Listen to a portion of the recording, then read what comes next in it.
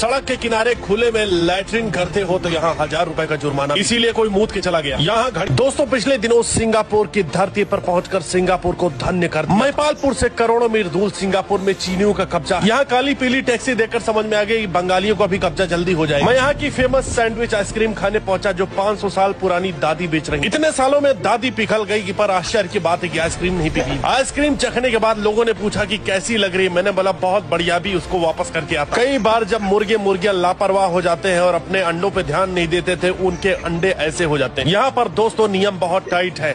Smoking zone में ही no smoking zone लिखा हुआ था। यहाँ के कबूतर भी नशे के बहुत शौकीन। लोगों के सिगरेट का धुआं सूंघते हुए ये कबूतर दरअसल कसूरी मेथी की तलाश में था। अगर आप सड़क के किनारे खुले में लैट्रिन करते हो तो यहाँ 1000 रुपए का जुर्माना, इसीलिए कोई मूत के चला गया। यहाँ घड़ियों के शोरूम में पहुंचा जहाँ सेकेंड हैंड घड़ियां भी लाखों में बिक रही। बड़े बड़े ब्रांड जैसे HMT, मैक्सिमा, रोलेक्स और रांडो की घड़ियां यहाँ थी। काम चोरी यहाँ लोगों के सर पर चढ़कर बोल रही थी, जिसका सबूत ये था कि ये रोबोट खाना देने आए। फ्रॉडबाजी चल रही थी। लोकल ड्रिंक के नाम पे सालों ने रूह अफ़ज़ा पिला और मेरे चावल में उजाला नील डाल के बोला कि बहुत बढ़िया खाना है, खा के दिखाओ। ये पूरा खाना इतना मीठा था कि लगा गुजरात में पहुंच गया। टेस्ट बदलने के लिए सोचा कि थोड़ा आम पापड़ ही खा लेता हूँ, पर वहाँ बोर्ड में लिखा हुआ देखकर माई माई चिल्लाते हुए भाग गया। LGBT वालों का भी बोलबाला यहाँ बहुत ज्यादा था और पूरी बिल्डिंग उन्होंने अपने कब्जे में ले ली, जिसका प्रभाव था कि हंस भी खुले में चुम्मा चाटी कर रहे। मरियम्मा माता का मंदिर देखकर मैं समझ गया कि यहाँ ढंग का खाने को मिल गया। जब सांभर भात और इडली खाया तब जाके मेरे मन को शांति मिली।